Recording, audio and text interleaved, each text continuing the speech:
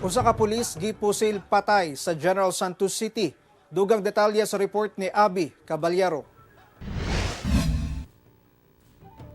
Usa ka sakop sa Intel Operative sa Tambler Police Station sa General Santos City ang pinakaulahing biktima sa pagpamusil sa syudad.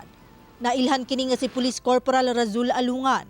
Sumala sa investigasyon sa kapulisan, nagkaon ang biktima pasado alas 10 Huwebes sa gabi sa usa ka resto bar sa Purok 11A Barangay Fatima ning syudad. Duna sab duha ka lalaki nga nagpakaaron ingnon nga customer. Apan taod-taod, kalit gipusil sa usa ka lalaki si Police Corporal Alungan ug miikyas ang mga sospek sakay sa motorsiklo. Dead on arrival ang pulis sa ospital. Sa kadungog ko ingon nga pak anak siya na ingon ko sa kumbana unsa to ya. Nya taod-taod lili ko na may Miss TV, lili ko sa monitor ang dabay nagdagan sa kasada, wala man. So didto day niya agi padulong palugsong. Nigawas mi maujud patay day.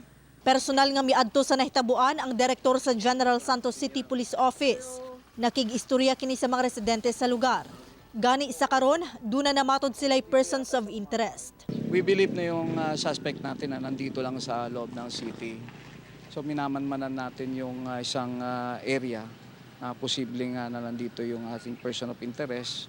Naghiusa karon ang kapulisan alang sa kasulbaran sa maong krimen. Pati yung mga dating hepe ng yung chief of police nung ating namatay na police ay i-invite din natin para kung may makita man tayo na yung insidente ay work-related or personal nga. Samtang gilubong na ang biktima subay sa tradisyong Islam.